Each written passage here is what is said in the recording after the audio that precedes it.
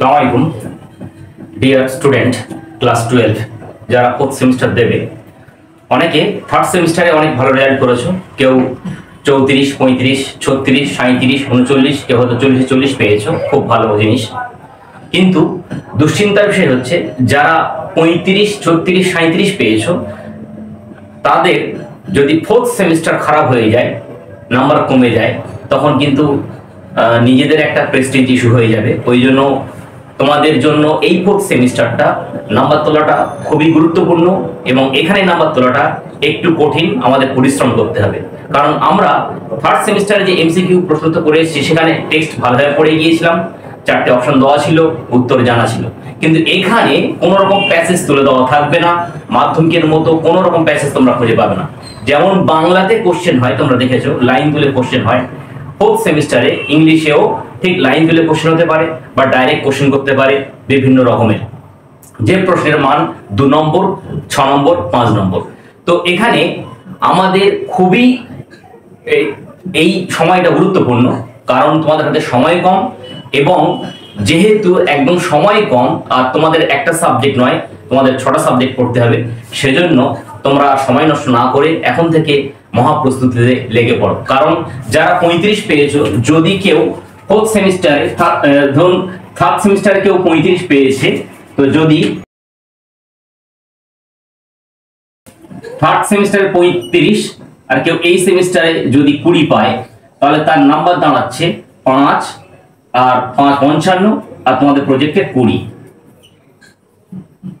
75 80 হচ্ছে না। তো যারা 35 পেয়েছো, যদি এখানে 35 পাও, তাহলে 70 আর 20 90 হয়ে যাবে।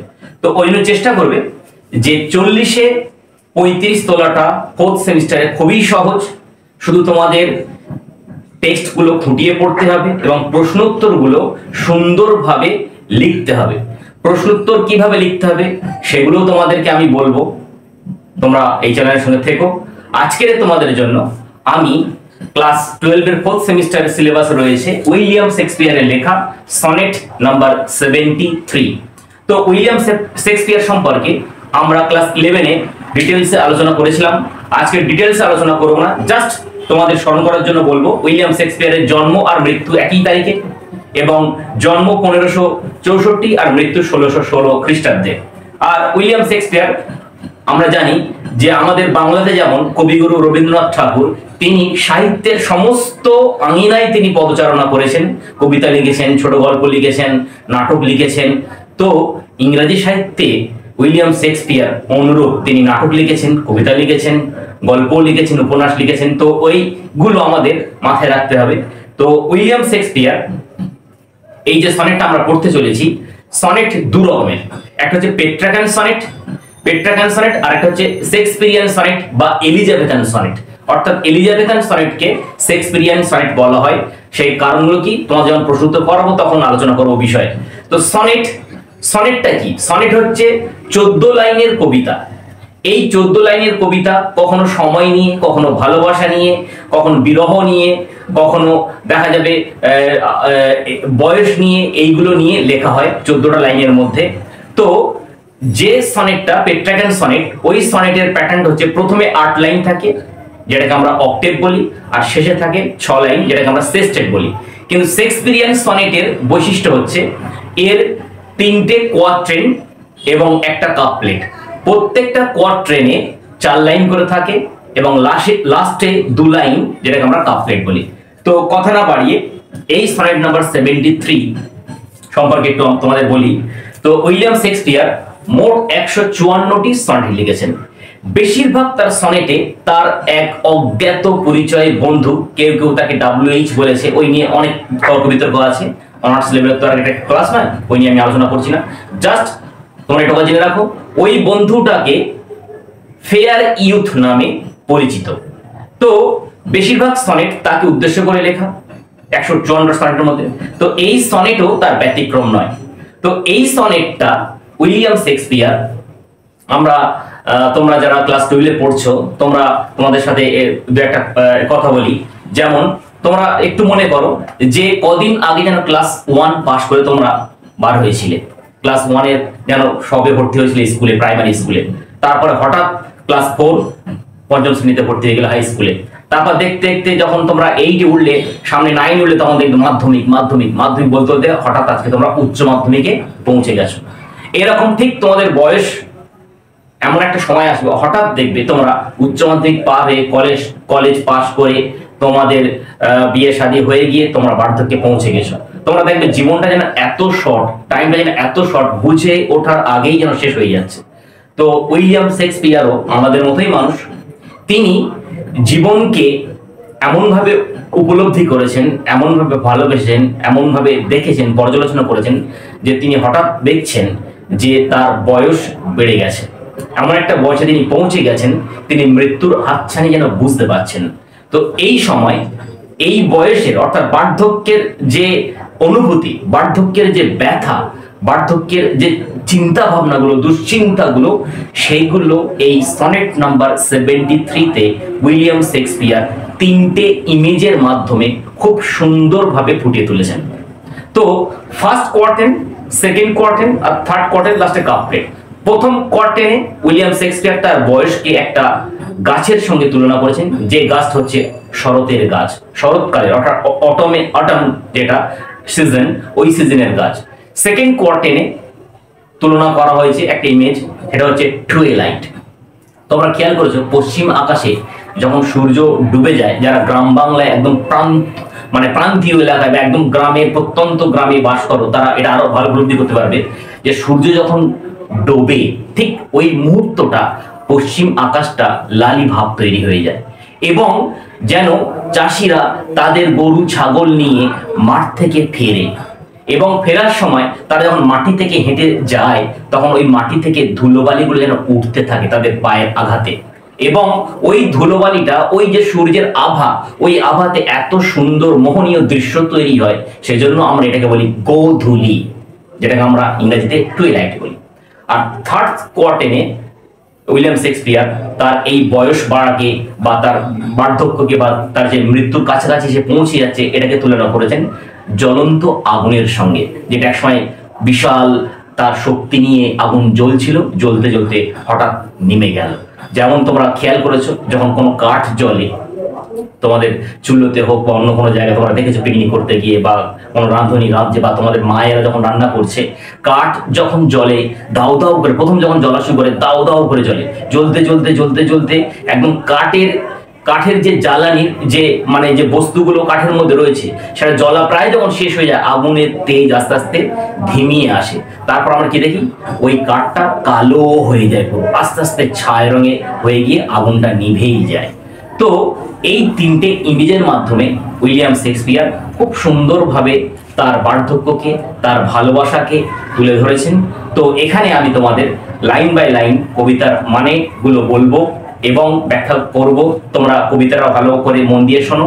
আর কবিতাটা তোমরা এই বইটা, তোমাদের কাছে যে বইটা রয়েছে, তোমরা যে স্কুল থেকে পেয়েছো, এই বইটা সাথে নিয়ে বসবে।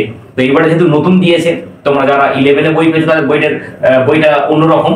তো যাই হোক, সনেট নাম্বার 73 খুলে তোমরা ক্লাসটা করো, আশা করছি তোমরা উপকার পাবে। তো সনেট নাম্বার 73 ফার্স্ট কোয়ার্টেন, প্রথম 4 লাইনে উইলিয়াম শেক্সপিয়ার কি বলেছেন। প্রথম 4 line, that time of year thou mayst in me behold, when yellow leaves or none or few do hang upon those boughs which shake against the cold, bare ruined choirs where late the sweet birds sang। তো আমি line by line তোমাদের মানে বলছি এবং word মানেগুলো বলার চেষ্টা করছি, তোমরা শেখার চেষ্টা করো। দ্যাট টাইম অফ ইয়ার, এখানে বলছেন বছরের ওই সময়টিতে। দাও মেস্ট ইন মি বিহোল্ড, দাও THOU, দাও এটা হচ্ছে ওল্ড ইংলিশের ইউজ, এর মানে হচ্ছে ইউ, YOU, মানে তুমি বা আপনি। তো এখানে কবি বলছেন বছরের ওই সময়টি, ইউ মেস্ট, MAYST, এটাও ওল্ড ইংলিশের ইউজ, যেটা আমরা MAY মে সম্ভাবনা অর্থে ব্যবহার করি। ইন মি, আমার মধ্যে, বিহোল্ড। এখানে একটা জিনিস তোমরা মনে রাখবে, দাও মানে তুমি, মানে কবির ওই বন্ধু মানে সমালোচিত যে বন্ধু ফেয়ার ইউথ তাকে বলছেন, তাকে উদ্দেশ্য করে বলছেন যে তুমি বছরের ওই সময়টি আমার মধ্যে দেখবে। আমার মধ্যে মানে কবি তার নিজের মধ্যে কথা বলছে, তুমি আমার মধ্যে দেখবে। বিহোল্ড মানে লক্ষ্য করবে, বিহোল্ড মানে দেখা। when yellow leaves or none or few do hang, যখন হলুদ পাতা গুলি অথবা কিছুই নয় অথবা কিছু ডু হ্যাং ঝুলে থাকে, অর্থাৎ একটা গাছ যার কিছু হলুদ পাতা থাকে অথবা একেবারেই থাকে না অথবা অল্প কিছু ঝুলে থাকে। মানে তোমরা দেখেছো শরৎকালে যখন আমাদের গ্রাম বাংলায় যেটা সব থেকে ভালো বোঝা যাবে, আমড়া গাছ, তোমরা খেয়াল করবে আমড়া গাছ দেখবে ঠিক শীতের আগে তার পুরো গাছটা হলুদ পাতাতে ভরে যায়, তারপর কি হয় পাতাগুলো আস্তে আস্তে ঝরে ঝরে পুরো গাছটা পুরো ন্যাড়া হয়ে যায়, বের হয়ে যায়, একদম পুরো গাছে আর কোনো পাতা থাকে না। তাই কবি বলছেন যে বছরের ওই সময়টি, এখানে ওই সময়টি বলে অটাম অর্থাৎ শরৎকালকে বোঝানো হয়েছে, ওই সময়টি আমার মধ্যে দেখবে যখন গাছের উপরে কি করে, গাছের উপরে যে হলুদ পাতা গুলো থাকে সেই হলুদ পাতাগুলো পুরোটাই ঝরে যায়, প্রায় পুরোটাই ঝরে যায়। সেই সময়ে মানে আমারও জীবনের, আমি এই যে বার্ধক্যে পৌঁছে গেছি, আমার জীবনটাও ঠিক ওই শরৎকালে পৌঁছে গেছে। অর্থাৎ কবি এখানে বলছেন আমি আমার স্প্রিং অর্থাৎ ইউথ যৌবনকে আমি পার করে এসেছি, সামার প্রাপ্তবয়স্ককেও পার করে ফেলে এসেছি, এখন আমি আছি অটামে, শীতের আগে। এই শীত পড়লো বলে upon those boughs which shake against the cold, বলছে ওই ডালপালার উপরে যেগুলো কাঁপে শীতল বাতাসে। এখানে একটা সুন্দর ইমেজ তুলে ধরেছেন, দেখবে যে শীতল বাতাসে ডালপালা কাঁপে। এখানে এই ডালপালার সাথে মানুষের যে অঙ্গ প্রত্যঙ্গ, যারা বয়স্ক তোমাদের ঘরে বা আশেপাশে যদি কোনো বৃদ্ধ অথবা বৃদ্ধা থাকে তোমরা খেয়াল করবে যখন শীত পড়ে তাদের গা হাত পা যেন পুরো একদম কি হয় ঠকঠক করে কাঁপতে থাকে, হাত কাঁপে, পা কাঁপে, ঠোঁট কাঁপে, তারা বলে কাঁপুনি লাগছে। তো যেন কবির এমন একটা বয়স পৌঁছে গেছে যে তার হাত পা গুলো কাঁপছে ঠান্ডাতে, বয়সের ভারে।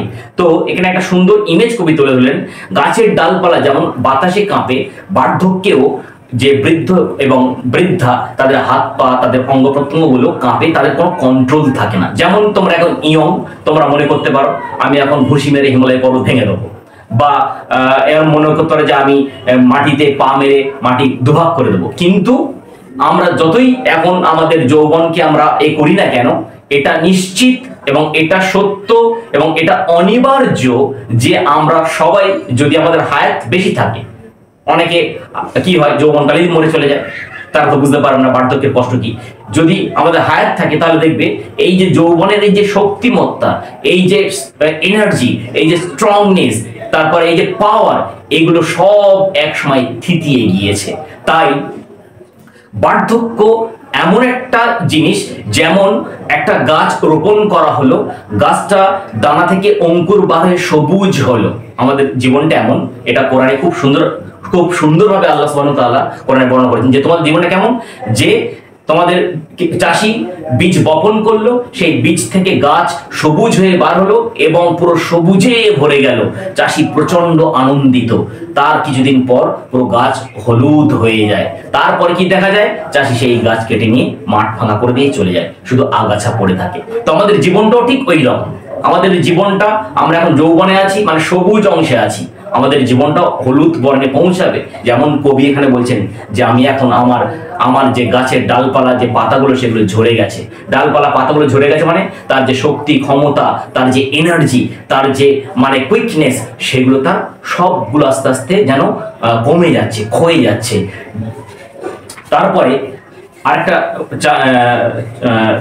ফার্স্ট কোয়ার্টেনের লাস্ট লাইনে বলছে বেয়ার রিড কয়াস where let the sweet birds sang। এখানে একটা সুন্দর ইমেজ তুলে ধরেছেন।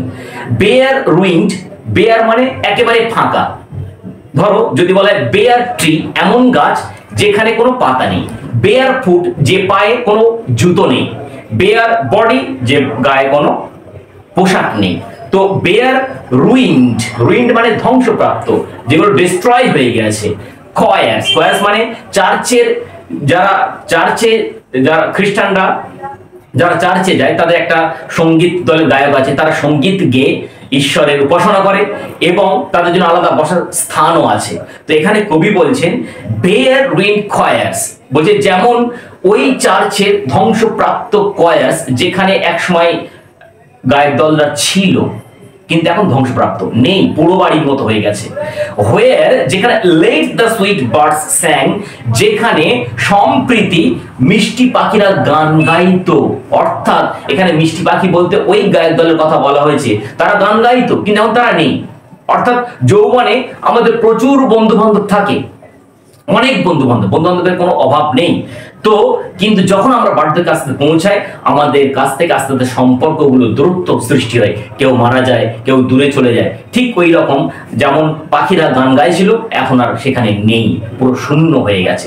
তাহলে আমরা ফার্স্ট কোয়ার্টেনে কি দেখলাম, যেখানে কবি তার বয়সকে, তার এজিংকে, তার সময় এখন বর্তমানে সিচুয়েশনকে তুলনা করেছে একটা গাছের সঙ্গে, শরতের গাছ, যে গাছের পাতাগুলো হলুদ হয়ে গেছে এবং গাছের পাতাগুলো প্রায় সমস্ত পাতা প্রায় ঝরে গেছে বললেই চলে, আর গাছের ডালপালাগুলো যেমন শীতল বাতাসে কাঁপে, কবির দেহ, কবির শরীরের হাত পাও যেন বার্ধক্যে পৌঁছে যেন ওই রকম ডালপালাগুলো কাঁপছে বৃদ্ধ বৃদ্ধার মতো।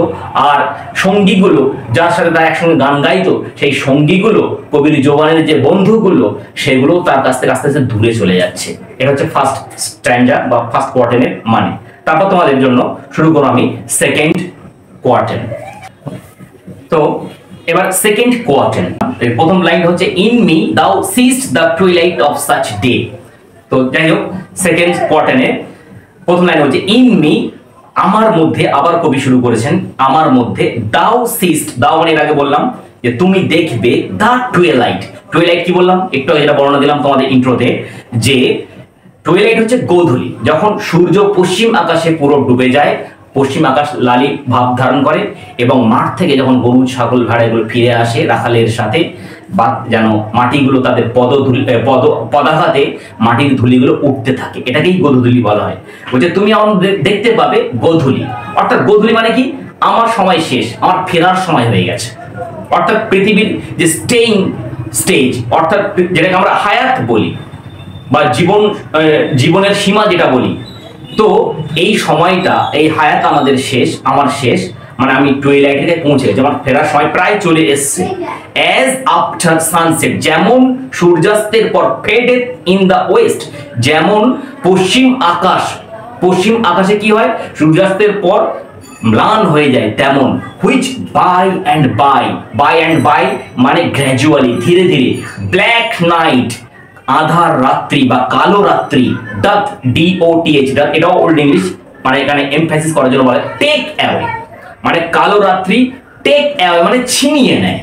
মানে এখানে কবি বলতে চেয়েছেন যেটা গ্র্যাজুয়ালি মৃত্যু আমাকে ছিনিয়ে নেবে, এখানে ব্ল্যাক নাইট মানে মৃত্যুকে বোঝানো হয়েছে, যেটা ছিনিয়ে নেবে। আর মৃত্যু আমরা জানি অবশ্যই মৃত্যু ঘটবে, এ সম্পর্কে কোরআনে খুব সুন্দর আল্লাহ বলেছেন যে কুল্লু নাফসু জাইকাতুল মাউত, নিশ্চয়ই প্রত্যেকটা নাফস মানে প্রত্যেকটা আত্মা, প্রত্যেকটা জীব মৃত্যুর স্বাদ চাখবেই। এমন একটা জিনিস সমস্ত ধর্মের লোক, সমস্ত মানে অধর্মের লোক, তারা সবাই বিশ্বাস করে যে মৃত্যু অনিবার্য, মৃত্যুর হাত থেকে বাঁচার কোনো উপায় নেই। তাই কবি এই সত্যকে আবার এখানে উত্থাপন করলেন যে ধীরে ধীরে মৃত্যু আমাকে টেক অ্যাওয়ে, নিয়ে নেবে, কেড়ে নেবে। ডেথস সেকেন্ড সেলফ, মৃত্যুর দ্বিতীয় সত্তা, that seals up all in rest, যেটা সিলস আপ কভার করে দেয়, ঢেকে দেয় বিশ্রামে। তো এখানে ডেথস সেকেন্ড সেলফ বলতে দুরকম বর্ণনা পাওয়া যায়। কেউ বলেছেন ডেথ সেকেন্ড সেলফ মানে হচ্ছে রাত্রি, যেহেতু আগের রাত কথাটা রয়েছে, কারণ রাত্রি যখন আসে দেখবে দিনের যে আলো, দিনের বেলা যখন সূর্য ওঠে সমস্ত কিছুকে প্রকাশ করে দেয়, এক্সপ্রেস করে দেয়, উজ্জ্বল মানে সমুজ্জ্বল করে দেয়, সমস্ত বস্তুকে আমরা দেখতে পাই।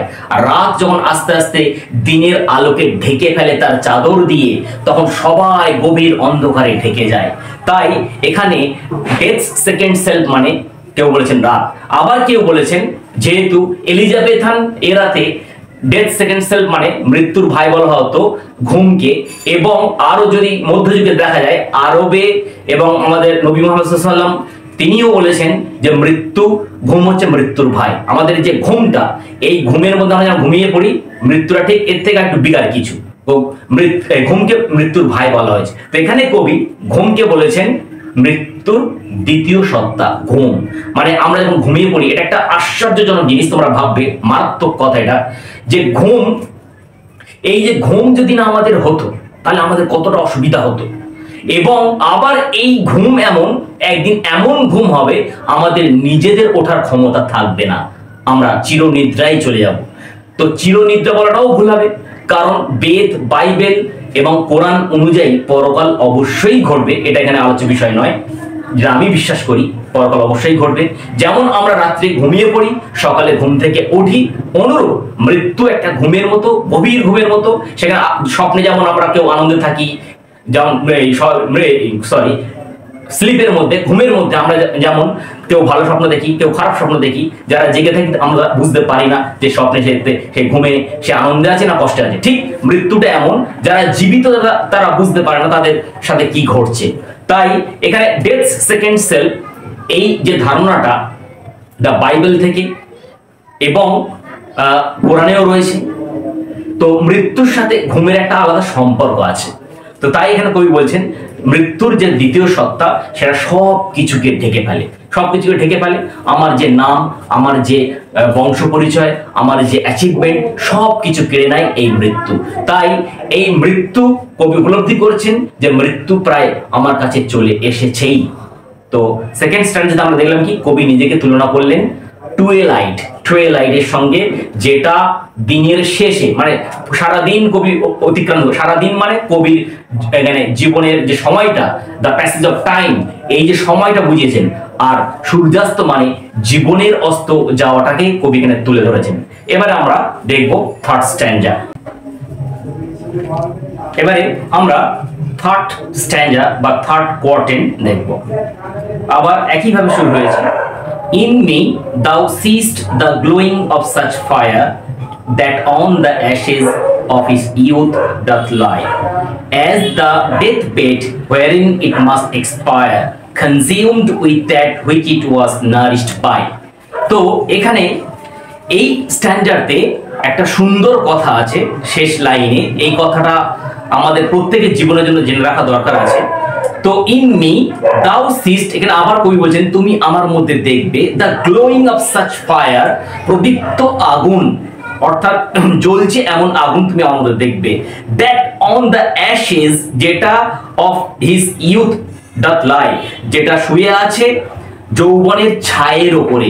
অর্থাৎ আগুন একটা কাঠের গুঁড়ি বা কাঠ পুড়ছে, আগুনটা রয়েছে কার উপরে? ছায়ের উপরে। আগুনটা জ্বলছে কোথায়? কাঠ পুড়ে পুড়ে ছাই হচ্ছে, তার উপরে আগুনটা রয়েছে। সুন্দর একটা চিত্রকল্প কবি এখানে তুলে ধরেছেন। মানে কাঠ, যে কাঠ আগুনকে প্রদীপ্ত করেছে, শক্তি জুগিয়েছে, সেই কাঠ যখন নিঃশেষ হচ্ছে, কাঠ নিঃশেষ হওয়ার সাথে সাথে আগুনের স্ফুলিঙ্গ বা আগুনের যে দ্যুতি বা আগুনের যে ক্ষমতা, সেটাও যেন নিঃশেষ হতে চলেছে।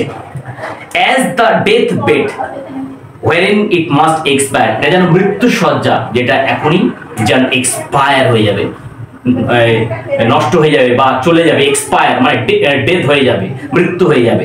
তো একটা কাঠে আগুন জ্বলছে, প্রথম যখন আগুনটা জ্বলছে, এই আগুনটা, এই যে ফায়ার, এই ফায়ারটা যেন জীবন, আমাদের জীবন। আর যে এই যে আগুনটা যে কাঠের উপরে জ্বলছে, ওই কাঠটা যেন আমাদের দেহ, আমাদের দেহ পুষ্টি যুগে যুগে জীবনটা বাঁচিয়ে রেখেছে। আবার সেই দেহ যখন বার্ধক্যে পৌঁছাচ্ছে যৌবন থেকে, এই দেহের জন্যই যেন আমাদের মৃত্যুর সময়সীমা কাছে চলে আসছে।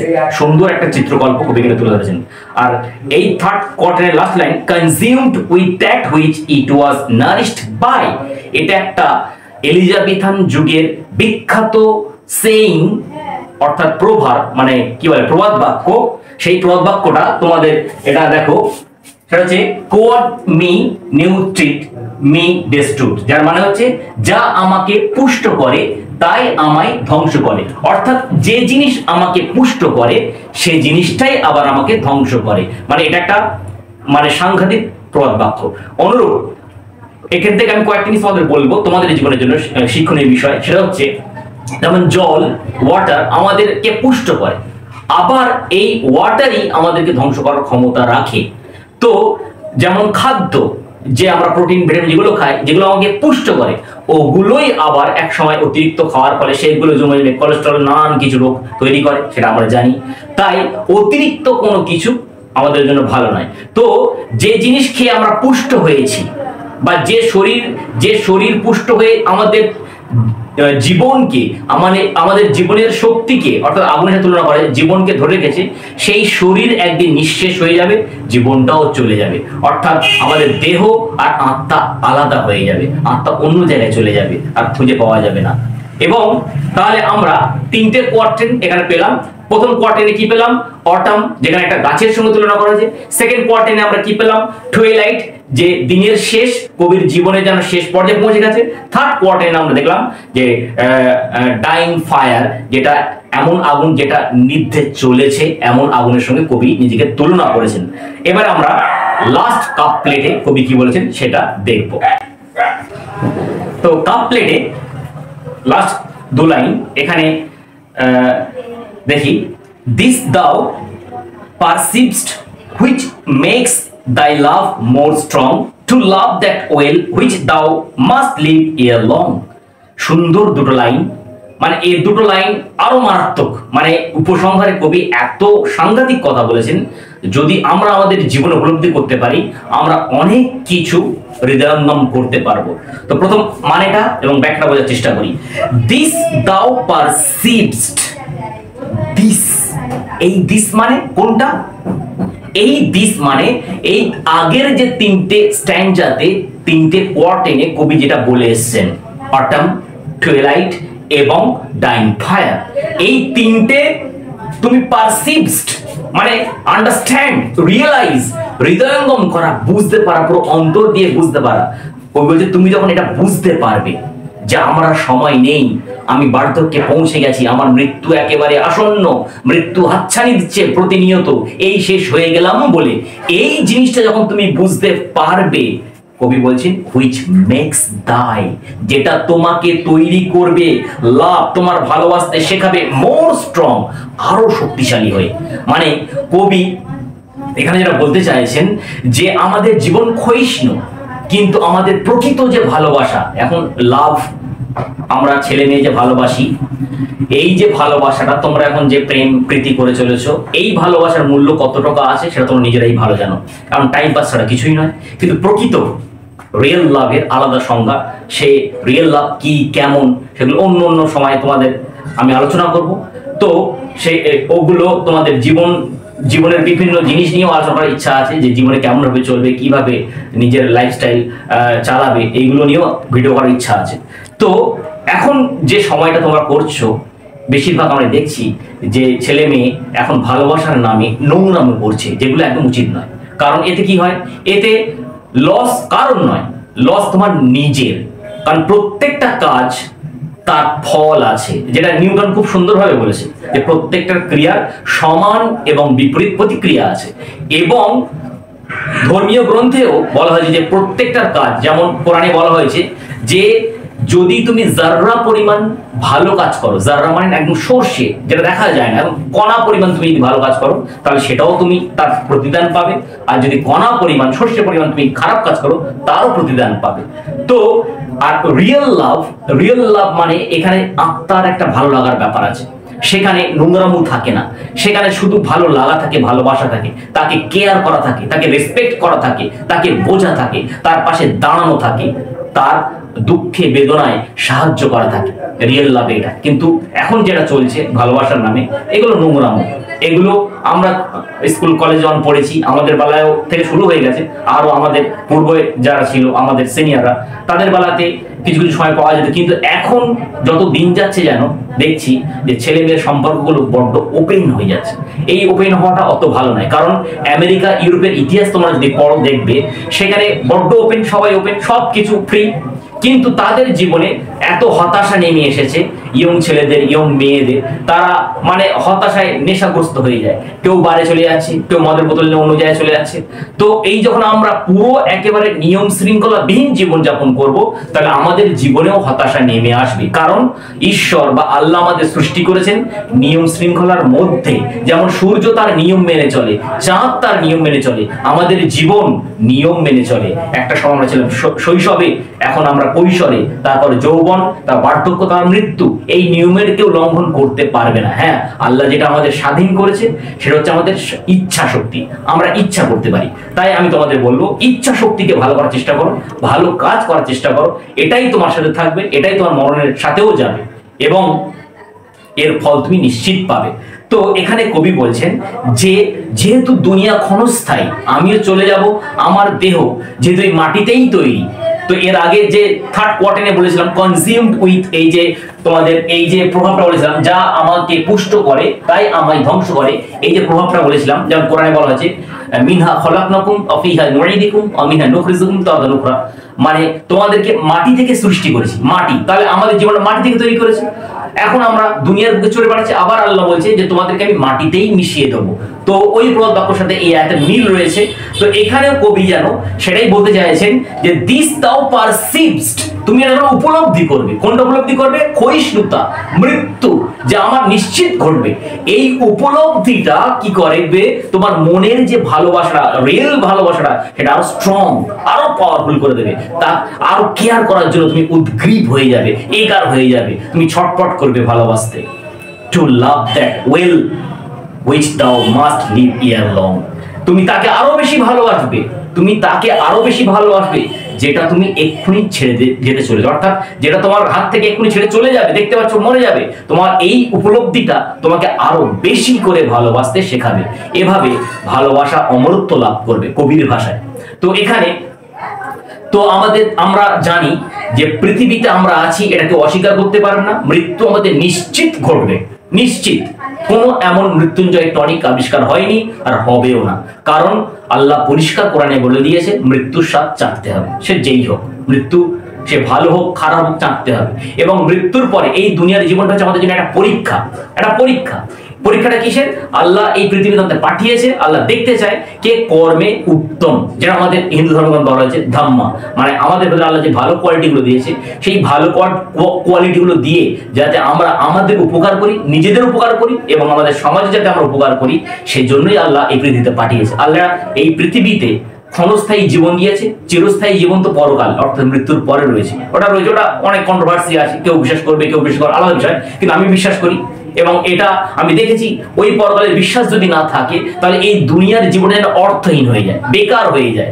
আর আজকের এই পরকালের চিন্তা নেই বলে, মৃত্যুর পরের জীবনের চিন্তা নেই বলে আমাদের সমাজে নানান রকমের অত্যাচার, অন্যায়, জুলুম, যন্ত্রণা, যার ক্ষমতা আছে সে অন্যায় করছে, যার আল্লাহ পাওয়ার বসাচ্ছে সে এসে গরিবদেরকে, নিপীড়িতদেরকে অত্যাচার করছে। কোন একটা এই সময় যে সত্য কথা বলছে, সত্য কথার কোনো দাম নেই, যে মিথ্যে কথা বলছে সে বেশি ভাইরাল হয়ে যাচ্ছে। তো এই যে সময়টা চলছে, এটা একেবারে পৃথিবী ধ্বংসের শেষ মুহূর্তের সময় চলছে। কারণ কোরআন হাদিসে এই যে লাস্ট আওয়ারের কথা বলা হয়েছে, সেটাও একেবারে প্রত্যেকটা যে ভবিষ্যৎবাণীগুলো করা হয়েছে সেগুলো নিয়ে পরে আলোচনা করা যাবে, প্রত্যেকটা একটা একটা করে ফলে চলেছে। তাই এটা আমার উপলব্ধি যে পৃথিবী শুধু আমরা কেন, পৃথিবীতে যা আছে আর আকাশে যা কিছু আছে সবকিছু একদিন ধ্বংস হবে, সেটা কোরআন দ্বারা প্রমাণিত। এবং বিজ্ঞান একটা সময় প্রমাণ করে দেবে যে আমরা সবাই ধ্বংসশীল, কেবলমাত্র যিনি সৃষ্টি করেছেন তিনিই থাকবেন। আবার তিনি আমাদেরকে কি করবেন? আমরা যে মাটিতে মিশি, ওই মাটি থেকে আমাদের দেহ কণা নিয়ে আমরা যে মাটির সাথে মিশে যাবো, সেই কণাগুলো নিয়ে আবার জীবিত করবো। তো সে যাই হোক, তো কবি এখানে যে সনেট নাম্বার 73-তে তার ভালোবাসা, তার জীবনের ক্ষয়িষ্ণুতা তুলে ধরেছেন। কবি এখানে দেখিয়েছেন যে জীবনটা মানে ক্ষণস্থায়ী, আমাদের মরতে হবে, কিন্তু আমাদের ভালোবাসাটা যদি আমরা ভালো কাজ করি এটাই চিরস্থায়ী হবে। এটা আমি একটু অন্যভাবে যদি বলি, যে আমরা জানি আমাদের জীবন ক্ষণস্থায়ী। চিন্তা করো কবি কবে কবিতা লিখে গিয়েছে, আজকের উনি যদি 14টা লাইন যদি না লিখতো তাহলে ওনার চিন্তাকে আমরা জানতে পারতাম? তো কতশো বছর আগে লিখে গেছে, তার কবিতা আজকে আমরা এখানে এসে পড়ছি, উপকার লাভ করছি। তাই তোমার ভালো কাজটা তুমি আজকের করে যাবে। হতে পারে তুমি একটা ভালো হসপিটাল করে দিলে, হতে পারে একটা ভালো রাস্তা তৈরি করে দিলে, হতে পারে ভালো কোনো উপদেশ লোকে দিয়ে গেলে, সেই কাজটা দেখবে 1000 বছরের পরেও গেলেও লোক উপকার পাবে। অনুরূপ তুমি কোনো খারাপ কাজের শুরু করে দিলে, কোনো জায়গায় বার করে দিলে, মদের আড্ডা করে দিলে, গাঁজার আড্ডা করে দিলে, আরো অনেক কিছু আড্ডা করে দিলে, সেখানে নেশা করবে, অনলাইন গেম খেলে ছেলের মত ধ্বংস হবে, এও হাজার বছর পরেও তুমি তার ফল পাবে, অবশ্যই পাবে। তো যাই হোক, কবিতাটা তোমরা খুব ভালোভাবে বুঝে পড়বে। আর তোমাদের যে একটা কথা, এই 14টা লাইনের আমি বাংলা শুধু অনুবাদ দিয়েছি আর ওয়ার্ড নোট দিয়েছি, যেটা আমার ফেসবুক পেজে রয়েছে, তোমরা দেখে নেবে, সেখানে বাংলা অনুবাদ ওয়ার্ড নোট লেখা রয়েছে, ওর সাথেও মিলে নেবে বা নোট করে নেবে বা স্ক্রিনশট মেরে নেবে, নিয়ে তোমরা ভালোভাবে তৈরি হও। এবং এখান থেকে 2 নম্বরের কোশ্চেন, 6 নম্বরের কোশ্চেন যেগুলো রয়েছে সেগুলো তোমরা ভালোভাবে তৈরি করার চেষ্টা করবে। এবং তোমরা প্রশ্ন উত্তরগুলো কিভাবে কি কি প্রশ্ন পড়তে পারে সেগুলো নিয়ে আমি একটা ভিডিও দেবো, এবং সেগুলো তোমরা কিভাবে তৈরি করে সেগুলোও বলে দেবো। তোমরা এখন থেকে এই যে কবিতাটা পড়ালাম, এই কবিতাটা তোমাদের কাছে যে সহায়িকা বই আছে সেই সহায়িকা বইতে ধরে, কবিতাটা ধরে ভালোভাবে আমার এই ভিডিও দেখার পরে আরো ভালোভাবে পড়ার চেষ্টা করো, পড়ে পুরো জিনিসটা নিজের মাথাতে নিয়ে আসার চেষ্টা করো এবং ইংলিশ টু ইংলিশ করার চেষ্টা করো।